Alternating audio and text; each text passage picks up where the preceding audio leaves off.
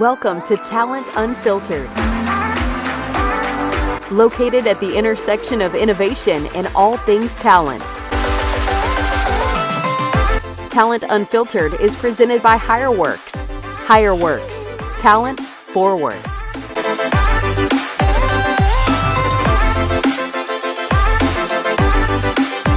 Now, here is your host, Ron Gaudier. It's Monday, May the 4th. Be with you.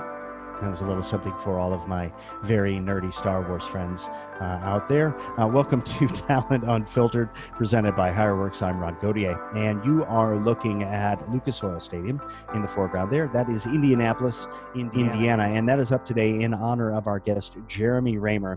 He is the founder and CEO of a tech company called DriverReach, which has developed an absolutely awesome applicant tracking and recruitment marketing system for the transportation industry specifically. And I'm looking forward to talking and learning from him today, because I believe that regardless of what industry you work in, there will be some lessons that you can take forward into your daily life, particularly though if you happen to be in the transportation space. Now, some states, just as a quick note, are beginning to open up. Don't know how I feel about that. I think some people have mixed emotions. I know I do in some cases, but we'll see how this is going to play forward. What I will tell you is that we are thinking about you. If you are unemployed, if you are sick, if you've been affected by this, if your community is suffering from it, like some people in New York and in other communities around the United States, we are thinking about you, and we would love to hear from you. So there's a few ways that you can get in touch with us. First, you can find us on Facebook, on Twitter, and on Instagram. You can see the show or listen to the show on Spotify, SoundCloud, and a Buzzsprout. And then there's also a video version, which some of you are watching right now on YouTube. Just go to any one of those platforms, search Talent Unfiltered, and you will find us. You can also email the show if you like at showinfo@talentunfiltered.com. And if you like what we do, then please like, subscribe, and share, and turn on the notification buttons so that you don't miss any new content from us. Before we get rolling and bring Jeremy in, I have two things I want to talk to you about real quick. The first is a company called Tap Click Talk. I've been talking about this for, I guess, the better part of a month now. Tap Click Talk is run by a good buddy of mine named Andy Angelos. Andy is just a wonderful guy, and I think his company's trying to do something very interesting right now. They've created a web platform for you to be able to find and access programs put out by the federal government and the Small Business Administration to help you navigate the financial aspects of the COVID pandemic. It's a great site. You can go there. You can not only find out what programs in your area are available to you, but you can also apply right there, because it'll take you right to the places where you apply. And you can even talk to an expert who can help you navigate which programs might be best for you. It's thebounceback.org. Make sure you check it out. Again, thebounceback.org. Now, lastly, my company has been putting together a fundraising effort. And these things are extremely difficult to get off the ground. We could use any help that you might be willing to give. It is called the United We Win COVID-19 Relief Campaign, and this is designed to benefit a company called Global Giving. Now, Global Giving typically works with communities that have been ravaged by different tragedies, different catastrophes. Right now, they've turned their considerable efforts toward the COVID-19 pandemic response. And they are doing great work with communities and first responders in places where communities and hospitals have just been devastated. Now, in order to get involved, it's really, really simple. You just need to go to GoFundMe.com. When you get there, I'd like you to search Donate United. Again, that's Donate United. And when you do, you'll see a banner with HireWorks come up on it. Click on that banner and donate what you can. Every donation is tax deductible. And if everybody could just give $5 or $10 or whatever it is you can do, we can actually make a difference in some people's lives. So go to GoFundMe.com, search Donate United, and then donate what you can. And anything that you can do will be greatly appreciated. All right, I want to get started for today. Our guest today is Jeremy Reymer. He is the CEO and founder of DriverReach. It is a wonderful ATS and recruitment marketing platform for the transportation industry specifically. Jeremy, thank you so much for coming in and spending some time with us today. How are we doing in Indy? Are you everybody safe? Everybody healthy and doing well? Be here. Everybody's safe and healthy, at least in my family, and certainly in our business. We're a software company, so being able to work remotely comes naturally, or should come naturally. So fortunately, knock on wood, we're all doing well and staying healthy. Excellent. So if I remember correctly, you have 3 kids. Is that right? 8, 6, 7. Is that right? Did I get that right? Yeah. Two girls and a boy, and okay. An amazing wife. So very, very blessed. So fortunate. It's the 2 girls. The boy will be easy because you know exactly what he's capable of. It's the girls that as I understand it, are problematic. So. Well, it's not the girls that are problematic; it's the boys chasing the girls. Because I remember. Very true. So I was talking to somebody yesterday. I actually was last week. Was talking with our guest last week, guy by the name of Matt Perry, who is the head of talent at a company here in Chicago called Peak 6 Investments, and we were comparing our screw ups in quarantine. And I had told him at that time that I was going for, I don't know how old you are, but do you remember Wolfman Jack? Oh, of course. Yeah. Okay. So that's the look I'm going for. That's what I'm trying to cultivate. It was going okay until I had like a major mishap on the beard. I did a real hatchet job. And he had a thing that we've taken to referring to as the Quora mullet. It basically is growing out the back of his head. Yes. Have you had anything like that? Anything notable that you'd want to share? Well, first of all, Wolfman Jack, you nailed it, by the way. So well thank done. you. I didn't want to look like him. I just it's the beard, man. It's like Gong Show days. So that gives you exactly. any idea. All damn. Chuck Barris. So right. So I use the clippers. That makes it very easy. But what you can't see is the back because it's a mess. Sure. Okay. Yeah. So you actually have a hemline. Got it. Okay. Right. Okay. Awesome. It's funny, man. We were talking before we started taping. We were chatting, and it's one of those situations where you're trying to figure out what the next right step is. You're trying to figure out how can you leverage this time, right? And you're a software company in a really interesting industry, one that we operate in. My company, HireWorks, as a recruiting process outsourcing company, but you come at it from a completely different perspective, and it is an industry that many of our audience are a part of, but I find it struggles to innovate and to take that next big jump ahead, right? I think a lot of people want to do it, but they struggle to get to that place. So what I want to spend some time on is give me your assessment as someone who's been in this space for a long time. You had a company called Driving Ambition before this, which was a recruiting company, and we'll touch on that in a second. But give me the state of the transportation industry as it relates to recruiting, and why is it different from other industries, and what do most companies, internal companies trying to recruit and third-party recruiters, what are they missing about how to succeed in this space, in your opinion? There's a lot to unpack there, but I'll say I try to load up the questions, man. Right. Transportation is traditionally trucking is traditionally. It's an industrial industry. It's behind. It's heavily regulated, so it's just those factors tend to align less with innovation and progressiveness. And so, but you can see in other industries, you talk about talent acquisition, other industries, especially, a couple of years ago, for example, when we were in 2018, everybody was clamoring for talent, not just trucking, every industry, Sure. across the horizon. And there's so much technology and so much innovation that's taking place, and trucking's just behind. What's encouraging, I think, is that it is adapting and adopting new technology today, right now, because of COVID, that it might not have done for another couple of years. And so much opportunity there, I think, under the circumstances. It's interesting because there's the industry is different. We operate in multiple different places, right? So we'll do very traditional HR, technology, recruiting. We'll do very traditional RPO. And then we get to the transportation space, which is significantly different in the pace. it's significantly different in the candidate population and the challenges that you have connecting with those people, with drivers, and building relationships.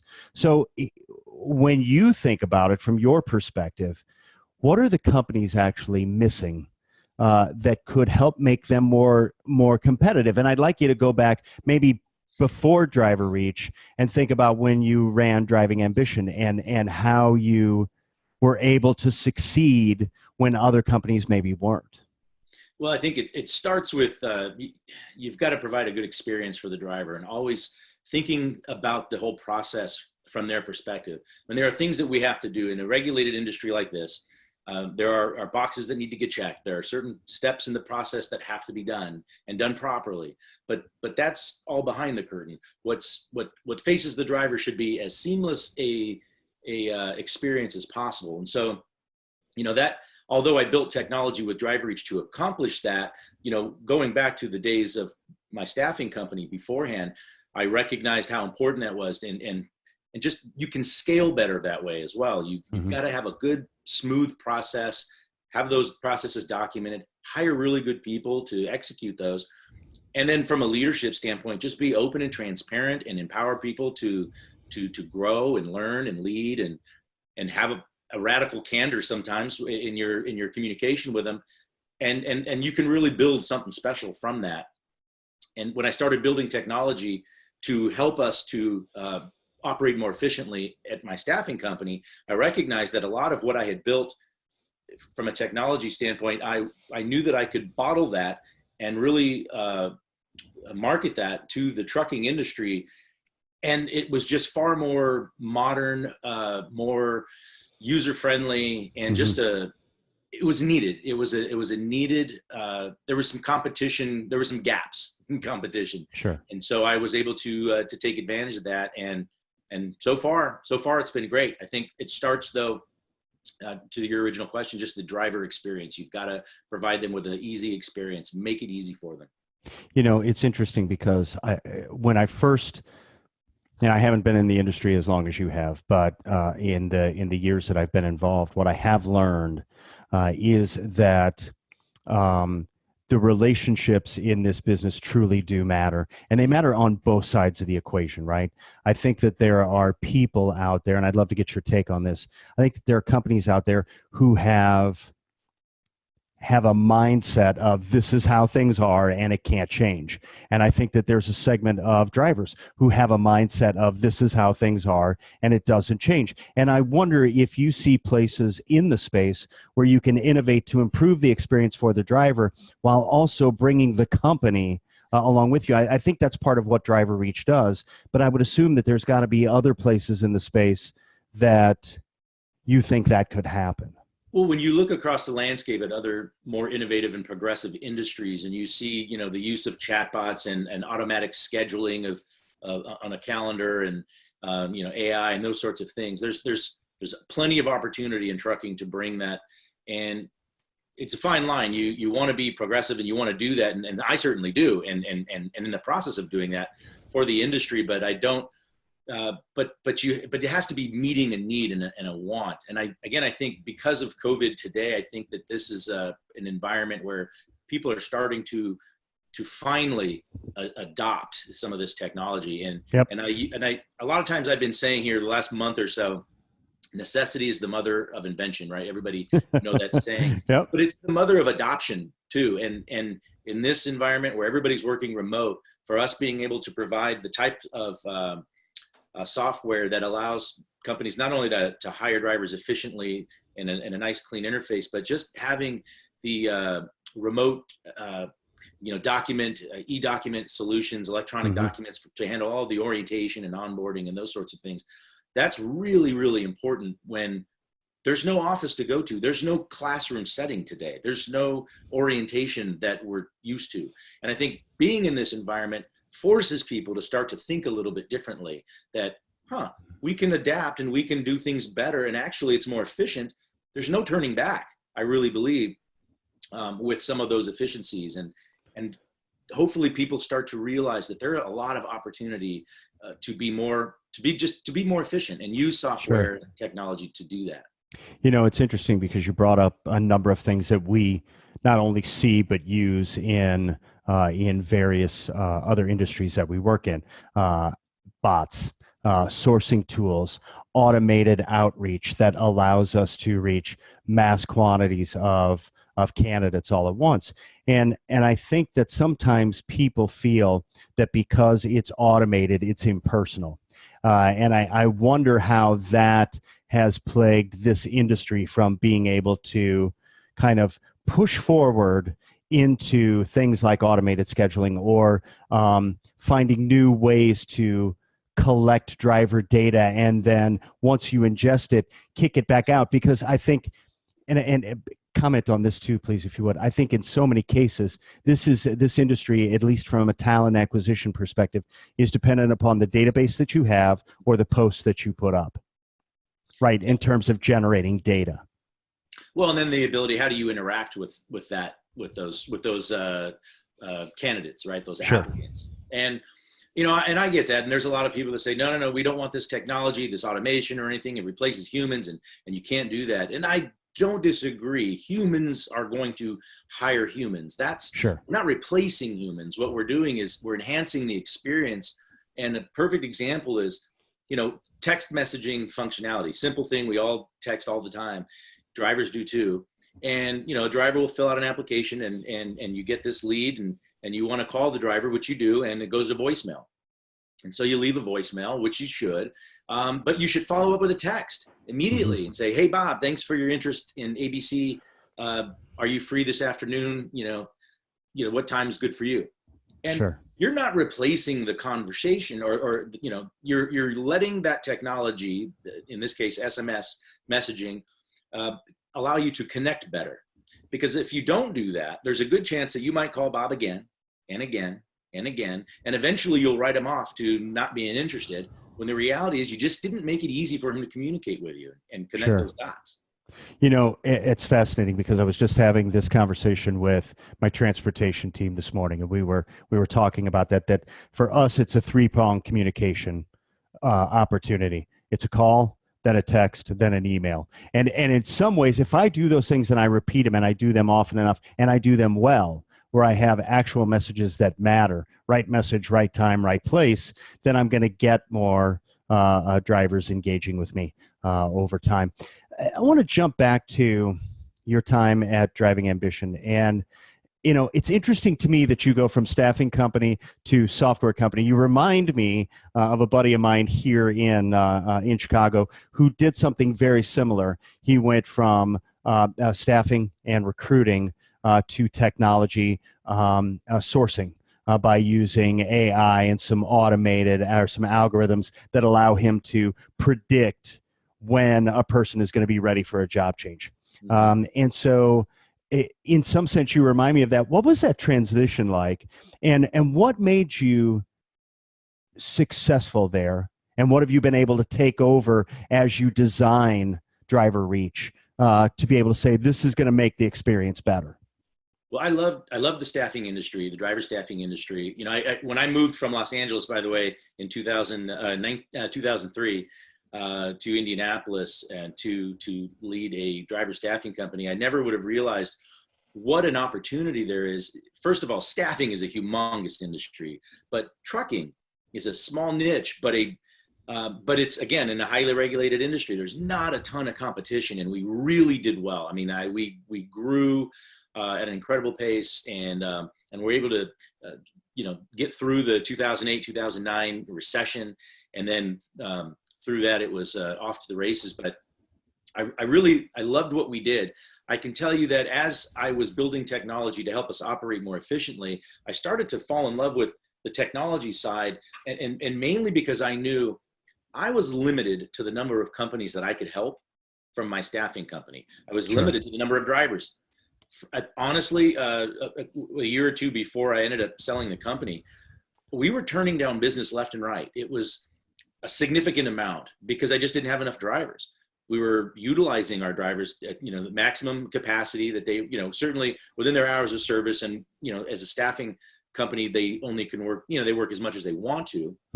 But we had all these measures in place to maximize the utilization of the drivers we had, but I was limited in my ability to help enough companies. And so I recognized that from a software standpoint, that was far more scalable, and I could help a lot more companies, not just in the Midwest region where I operated, but nationwide. So that's what, encouraged me to take that leap.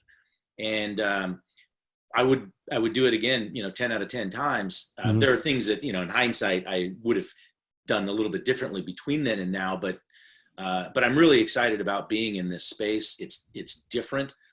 The model is different. It's a B2B SaaS model, and that's a relatively new thing. Sure. So I'm learning a ton. Sure. Well, that's the point, right? You should be learning all the time. You should be doing things that it's like I tell everybody on my team. I'm sure you tell your team the same thing. Use this time not only to enrich the relationships that you have, but enrich your own abilities. Do some things that make you better when you come out. We talk about it all the time. You said earlier that you feel like you've been on the phone all the time, that you're constantly on the phone. Well, I do, and I've said this 100 times, I do all of my sales calls like this. Now, I don't always have a banner for everybody. You get the special treatment today, but and I'm not usually going to have lights, right? But I try to get really good at this because I think this is going to be one of those holdovers from the COVID-19 thing that is going to be, companies are going to look at this and they go, why do I need an office? Maybe not in transportation because you have trucks coming in and out of a terminal or whatever the case may be. But you brought up something else that I think is really interesting. You said you weathered 2008 through 2010 well, and as you began to go forward, you talked about how there weren't enough drivers for you to be able to scale. I actually have, this is another fully loaded question, so it's going to be two parts. First one is, what can we do as people in this space to change the perception of what it means to be a driver, to actually begin to offset this shortage that we continually have? I think female drivers are one part of that. I think diversity is another part of that. But I also have to believe that there is a certain segment of millennials and a certain segment of Gen Z that should, by the nature of this job, gravitate to the idea of being a driver. So if I'm out there and I'm talking to people, what would you recommend that we do to change the way people think of being a driver? That's, well, I'm very active at the American Trucking Associations. I'm on the Workforce Development Committee there, and I asked to be a part of that committee because I care a lot about that question. There's certainly a perception problem, although I don't know that in maybe my entire career of trucking that there has been the positive reception of truck drivers as we're experiencing today, just being on the front lines and being considered heroes. And and that's great. But sadly, that nothing's changed. They're just doing the same thing that they do all the time. They just don't get any sort of recognition for it. And sadly, once this blows over, hopefully sooner than later, it will be easy to go right back to just forgetting that truckers are driving the economy. So I'm a very big fan of women in trucking, and certainly a big supporter of Ellen and the work she's doing with that group. We're an active member there as well, and minorities and all those. I agree. Here's something to me though that I think is, and this is me getting on my soapbox for a minute. Please do. So, the Workforce Development Committee, the whole purpose of that group was, a couple of years ago, 2 or 3 years ago, we decided we have got to solve this problem, this driver shortage issue. And certainly there's an element of industry, of perception and those sorts of things. And that's a separate and ongoing issue constantly. But the minimum age to drive a truck today is 21. And it's been that way since early 1915 or 20 or something like that. That doesn't make any sense to me anymore. Especially when the average age of a new entrant, first of all, trucking in general, drivers tend to be significantly older than the average American workforce. Sure. But more importantly, the average age of a new entrant is 35 years old. That's a problem. If 35-year-old is the average age of a brand new entrant coming into the industry, I think that's very telling. You're not getting 21-year-olds. You get some maybe, but that is not what's happening. We're missing high school graduates from the time that 18 years to this 21 year. It's that gap that we've got to open up. We've got to make create an environment that enables these drivers to learn, to be properly trained, and become and build a successful career in trucking. And I really believe that if we can do that and do that properly, and again, I cannot overemphasize training. If we do that properly, then we're not talking driver shortage anymore. And I think that changes the perception too. True. Well, there's so many people. You can look at a couple of different industries. Like we did a project a year or two ago for a company that was trying to retool the home repair market. And they wanted to be a kind of a home advisor, but they wanted to own all of the resources themselves. And one of the things that we were recruiting was master plumbers. And like truck drivers, that's a population where the average age of a master plumber is 58 years old, right? We're not doing enough to drive people to these careers. I agree with you there. But I also think part of that is how the position is presented, right? And how we talk about it in order to match up with candidate expectations. Because the candidate preferences of younger people, even if they're not going to college, is much different today than it was, 10 years ago. Let me ask you this. And this is not a completely altruistic question. So what is the best thing for recruiters, not just in this space, particularly in this space, but in any space, to get really, really good at if they want to succeed? You've got to be able to connect with the candidate. And again, I think it goes back to what I said before is consider this whole process from their perspective. Be empathetic. I mean, there's not a time that I've been in this industry where that is more relevant and important than today.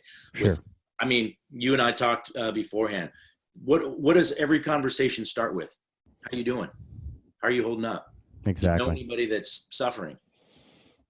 That's real stuff. That human, humanity, that humanness that that we all can really share is man, it breaks through so much. And if you can be good at that and you can connect with people and be real and authentic and genuine and empathetic, you will be successful because people will know that you care. And honestly, success isn't the goal.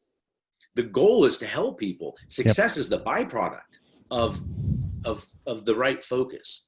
I think that's how we were successful at my staffing company, and that's how we're successful at DriverReach. I mean, that's just the mindset. Well, I have to tell you, your team at DriverReach is pretty awesome. I've gotten to know Jeff Martin and Danny Goff a little bit, and those are just two quality guys. And everybody will make sure that the information to reach DriverReach is in the comments section down below, and I'll make sure I share it again before we get out of here today. It's interesting because you talked about it, and when I first got into space, and I was I don't actively recruit every day, but I try to make sure I'm in it so I understand what's going on.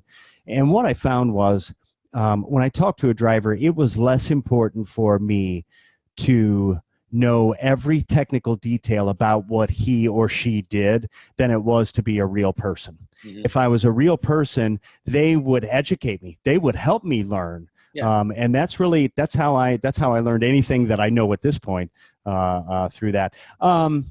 Okay. Can I add one thing? Sure, please. We could provide a recruiter with the best technology in the world, but that by itself isn't enough because again, and I just want to share this. This is not a plug for any other reason. And I'll give this away to some people, but this book that we did called Exactly What to Say with Phil Jones. Okay. The CDL Driver Recruiting Edition book. And it's really, leaders in the industry contributed to this. We worked with enough people to really this is a one-of-a-kind book to really help, have the conversations that we were just talking about. Mm-hmm. It's so important. And it's something that when you ask the question, what's the one thing that they need? They just need to know how to have better conversations, how to steer them.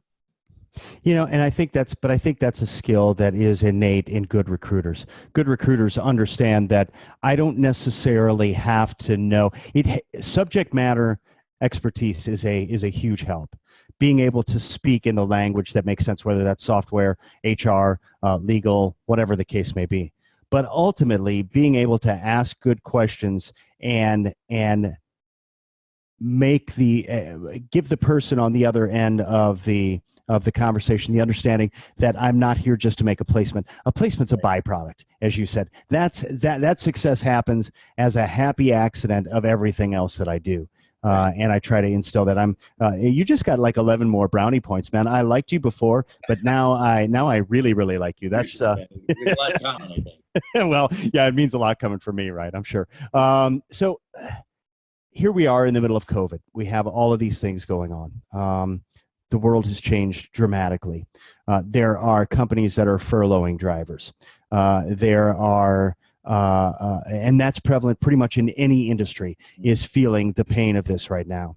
For those companies that are still hiring right now, that are still trying to fill lanes or routes that they have to take care of, what would you recommend to them as a good way forward that will translate not only now, but when COVID is over?